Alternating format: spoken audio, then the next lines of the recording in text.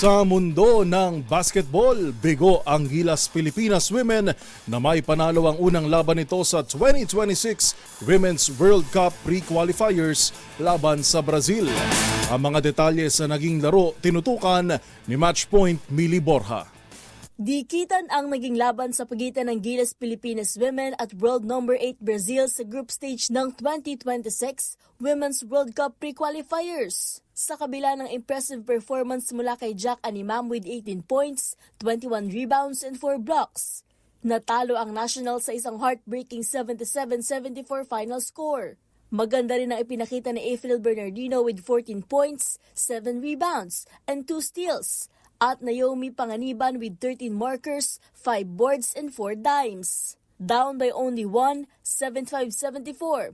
With 9 seconds remaining in the game, sinubukang tumira ng tres ni Kate Castillo ngunit nabigo ito. Nakakuha pa ng tsansa ang Brazil para makaabante ng 3 puntos matapos ang foul mula kay Panganiban. Muling sinubukan ni Castillo na tumira ng tres para i-extend ang game, ngunit bigo pa rin ito sa pangalawang pagkakataon. Kailangang makabawi at maipanalo na ng Gilas ang mga susunod na laban nito.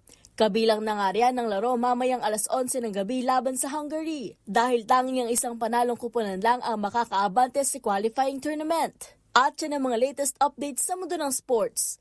Para sa MBC TV Network News, ito si Mili Borja, una sa Pilipinas, una sa Pilipino.